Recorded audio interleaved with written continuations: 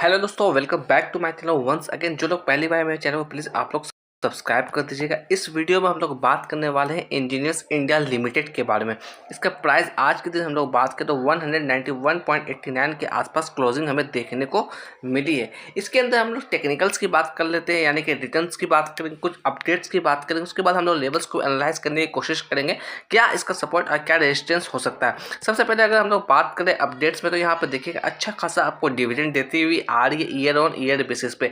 अगर हम लोग बात करें साल में ये 2 बार आपको डिविडेंड देते आई है। अगर हम लोग 2024 की बात करें तो यहाँ पे इसने ऑलरेडी 3 रुपये का डिविडेंड दे दिया है। 2023 की बात करें तो वहाँ पर भी 3 रुपये का डिविडेंड दिया है, यानी कि साल दर साल आपको लगातार ये डिविडेंड देते हुए आ रही है। अगर पिछले सालों में हम लोग जाएँ तो वहाँ पर आप देखिएगा करीब करीब 2016 के आसपास इसमें आपको बोनस भी देखने को मिला था 1:1 के रेशियो में।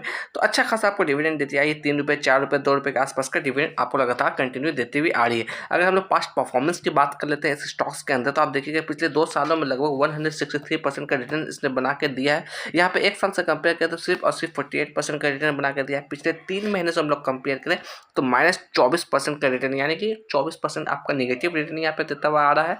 अगर हम लोग पिछले एक हफ्ते से या एक महीने से कंपेयर करें तो यहाँ पर देखिएगा एक हफ्ते में अच्छा खासा आपको रिटर्न यहाँ पर देखने को मिली, यानी कि अच्छी खासी तेजी देखने को मिल रही है। पिछले एक हफ्तों में लगभग 6.5% का रिटर्न दिखा रखा है। और पिछले एक महीने से हम लोग बात करें तो -5% का ये नेगेटिव रिटर्न के साथ ट्रेड करता हुआ दिख रहा था। तो इंजीनियर्स इंडिया के अंदर हम लोग बात कर रहे हैं पीसी सेक्टर्स की कंपनी। फंडामेंटल वाइज देखा जाए इसकी वर्किंग मॉडल को अगर हम लोग देखें तो बहुत ही बेहतरीन इसका काम है। इंफ्रास्ट्रक्चर की कंपनी है, solar, nuclear power, fertiliser sector में काम करती है। सबसे इसकी इंपॉर्टेंट जो काम है ये कंस्ट्रक्शन करती है। ये कंस्ट्रक्शन क्या करती है भाई? इंडस्ट्रियल प्लांट्स को कंस्ट्रक्ट करती है, ये केमिकल प्लांट को कंस्ट्रक्ट करती है, न्यूक्लियर प्लांट को कंस्ट्रक्ट करती है, यानी कि ओवरऑल ये कहीं ना कहीं कंस्ट्रक्शन कंपनी से बिलोंग करती है। तो सीधे सीधे अगर हम लोग बात करें तो इंजीनियर्स इंडिया जो है एल&टी को, यानी कि लार्जर एंड टर्बो को कहीं ना कहीं टक्कर देती हुई नजर आ रही है। बट ये एक प्राइवेट सेक्टर की कंपनी है, ये एक पीयूसी सेक्टर की कंपनी है। अगर हम लोग बात करें इंजीनियर्स इंडिया का, तो इसके जो मॉडल्स है, काम करने के तरीके जो वो बेहतरीन नजर आते हुए दिख रहे हैं। इसके क्लाइंट भी बहुत अच्छे हैं, इसके प्रोजेक्ट भी बहुत अच्छे खासे हैं। यहाँ पर हम लोग बात कर लेते हैं लेवल्स की, क्योंकि पिछले कई दिनों से लगातार इसमें कहीं ना कहीं गिरावट हमें नजर आती हुई दिख रही है। हम लोग आ गए हैं चार्ट पे। 1 डे के टाइम फ्रेम में मैंने चार्ट यहाँ पर लगा रखा है। सबसे पहले हम लोग बात करें यहाँ पे डाउन साइड में सपोर्ट के लिए, तो इसका अच्छा खासा सपोर्ट निकलता हुआ आ रहा है 172 का लेवल्स। अगर ये स्टॉक्स इसे ब्रेकआउट देता है तो ये स्टॉक्स में कहीं ना कहीं हमें गिरावट देखने को मिलेगी। मगर फंडामेंटल वाइज देखा जाए तो ये 172 का जो लेवल है एक मजबूत सपोर्ट के तौर पर निकलता हुआ आ रहा है। अगर बाजार में थोड़ी पैनिक वाली सिचुएशन रहती है, या फिर गिरावट आती है, या फिर कुछ बैड न्यूज़ आती है, उसकी वजह से अगर बाजार में इम्पैक्ट पड़ता है तो कहीं ना कहीं ये लेवल्स हमें टूटता हुआ नजर आएगा। अदरवाइज ये लेवल जो एक मजबूत सपोर्ट के तौर पे यहाँ पर काम करता हुआ दिखेगा। मैं जो लेवल्स बता रहा हूँ 172 का, वो ये लेवल्स है जहाँ से इसमें रिकवरी देखने को मिली थी। पास्ट में अगर हम लोग बात करें ठीक वहीं पर ट्रेड करता हुआ दिखा। उसके बाद इसमें भी हल्की फुल्की रिकवरी यहाँ पर देखने को मिल रही है। अगर हम लोग अप साइड में रेजिस्टेंस की बात करें तो पहला जो मजबूत रेजिस्टेंस निकलता हुआ आ रहा है इसके लिए वो 220 का लेवल्स है। तो अभी यहाँ पर मैं वेट करने की बात करूँगा। किसी भी तरह का आपको जल्दबाजी नहीं करना, एवरेज आउट करने की जल्दबाजी नहीं करना, क्योंकि अगर हम लोग पास्ट परफॉर्मेंस में बात करें तो अच्छी खासी तेजी के साथ इसमें कहीं ना कहीं अब करेक्शन होता हुआ दिख रहा है स्टॉक्स के अंदर। तो थोड़ा सा वेट कर लीजिए, मैं बात करूंगा। अगर ये स्टॉक्स 198 के ऊपर क्लोजिंग देती है, उसे सस्टेंस करने में कामयाब रहती है, तब कहीं ना कहीं आप एवरेज आउट करने की प्लानिंग करिएगा।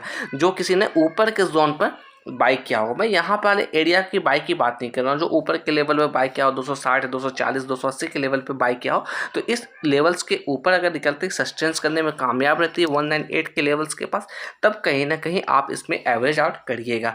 और एवरेज आउट करके आपको बैठे नहीं रहना, अपनी अपॉर्चुनिटी को ढूंढिएगा। जहाँ मौका मिले वहाँ पर कहीं ना कहीं आप अपने प्रॉफिट को बुक कर सकते हैं। अगर आपका इसके अंदर लॉन्ग टर्म का नज़रिया है तो फिर आप इत्मीनान से पेशेंस के साथ बैठे रहिए। अगर शॉर्ट टर्म का व्यू है इस स्टॉक्स के अंदर तो आप कहीं ना कहीं एवरेज आउट करके इसके अंदर कहीं ना कहीं निकलने की कोशिश कर सकते हैं। क्योंकि हम लोग बात करें ऊपर के लेवल से बहुत ही नीचे ये स्टॉक्स ट्रेड करता हुआ दिख रहा है। अगर हम लोग इसे मेजर कर ले थोड़ा, तो आप देखिएगा इससे लगभग 280 के लेवल्स को टच करें। उसके बाद अगर हम लोग बात करें यहाँ पर तो देखिए कितना परसेंट, -42%, ऑलरेडी 42% नीचे ये ट्रेड करता हुआ दिख रहा है। लॉन्ग टर्म व्यू के लिए अगर मैं बात करूँ तो यहाँ पर आप एवरेज आउट कर सकते हैं। आप बने रहिए। आपने डिविडेंड भी देख लिया, समय समय पर आपको अच्छा खासा डिविडेंड भी देती हुई आ रही है लगातार। अगर मैं शॉर्ट टर्म के लिए बोलूँ तो आप यहाँ पर एवरेज आउट करके कहीं ना कहीं आप निकलने की कोशिश कर सकते हैं इस स्टॉक्स के अंदर। मैं यहाँ पर कहना चाहूँगा कि किसी ने अगर ऊपर के लेवल में बाय किया होगा, आप सोच रहे हैं कि इसके ऊपर ही मैं एग्जिट करूँगा, तो आपको सिंपली वेट करना पड़ेगा। ये समय का इंतज़ार कितनी लंबी हो सकती है कहना बहुत ही मुश्किल है, क्योंकि इसमें ऐसा नहीं होगा कि रॉकेट बन जाएगा अचानक से ये स्टॉक्स आपको 300 के लेवल्स को टच कर जाएगा। ऐसा बिल्कुल भी नहीं होने वाला इस स्टॉक्स के अंदर। ये ऊपर जाएगा, फिर नीचे आएगा, फिर ऊपर जाएगा, फिर नीचे करेक्शन दिखाएगा। इस हिसाब से ये स्टॉक्स जाएगा। ऐसा बिल्कुल भी नहीं है कि आपने ऊपर ले रखा है तो मैं भाई एवरेज आउट करूँगा, ये ऊपर आएगा तभी मैं एग्जिट करूँगा। इस गलतफ़हमी में आपको इस स्टॉक्स के अंदर नहीं रहना, क्योंकि ये स्टॉक्स आपको समय लगाएगा। अब कितना समय लगाएगा ये कहना बहुत ही मुश्किल है अभी। अगर हम लोग इसके नंबर्स की बात करें, इसके क्वार्टर्स के नतीजे की बात करें, तो क्वार्टर ऑन क्वार्टर बेसिस पे नंबर शानदार आए हैं, but year on year basis पे उतने शानदार नंबर नहीं आए। अगर हम लोग बात करें अपसाइड में लेवल के लिए, 220 का लेवल जो है इसके लिए कहीं ना कहीं एक रिजेक्शन लेवल हो सकता है। यहाँ से कहीं ना कहीं ये थोड़ा बहुत रिजेक्शन आपको दिखाता हुआ मिल सकता है। अगर ये 240 के ऊपर सस्टेन करता है तो फिर इसमें कहीं ना कहीं तेजी आने की पॉसिबिलिटी बनती है, बट मैं जैसा कह रहा हूँ बार बार, इसमें आपको टाइम लगेगा। अगर परफॉर्मेंस की बात करें तो परफॉर्मेंस लो नजर आता हुआ दिख रहा है अकॉर्डिंग टू टिकट। अगर वैल्यूएशन की बात करें तो वैल्यूएशन भी हाई नजर आता हुआ दिख रहा है। अगर हम लोग एंट्री पॉइंट की बात करें तो यहाँ पे एवरेज नजर आता हुआ दिख रहा है। अगर यहाँ पर फोरकास्ट एंड रेटिंग्स की बात करें तो देखिएगा 7 एनालिस्ट कवर के जैसे 100% लोगों ने कहीं ना कहीं बाय की रिकमेंडेशन इसके अंदर दी है। अगर टॉप 5 म्यूचुअल फंड की हम लोग बात करें, डीएसपी स्मॉल कैप की यहाँ पर वेटेज की बात करें 0.71% है। अगर एचएसबीसी स्मॉल कैप की बात करें 0.54% की वेटेज है। एसबीआई फंड मैनेजमेंट की बात करें तो 1.54% की वेटेज है। अगर डीएसपी फ्लेक्सी की बात करें यहाँ पर 0.41% की वेटेज है। एचएसबीसी मल्टी कैप की बात करें तो 1.16% की वेटेज है। तो सबसे ज़्यादा अगर वेटेज है तो एसबीआई फंड का यहाँ पर कहीं ना कहीं इस स्टॉक्स के अंदर वेटेज है म्यूचुअल फंड की मैं बात करूँ तो।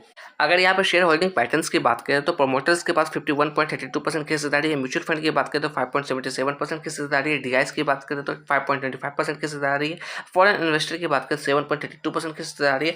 रिटेलर्स की बात करें तो 30.34% की हिस्सेदारी है। क्वार्टर ऑन क्वार्टर बेसिस पर रिटेलर्स की अगर हम लोग बात करें हिस्सेदारी की लगातार बढ़ती हुई आ रही है स्टॉक्स के अंदर।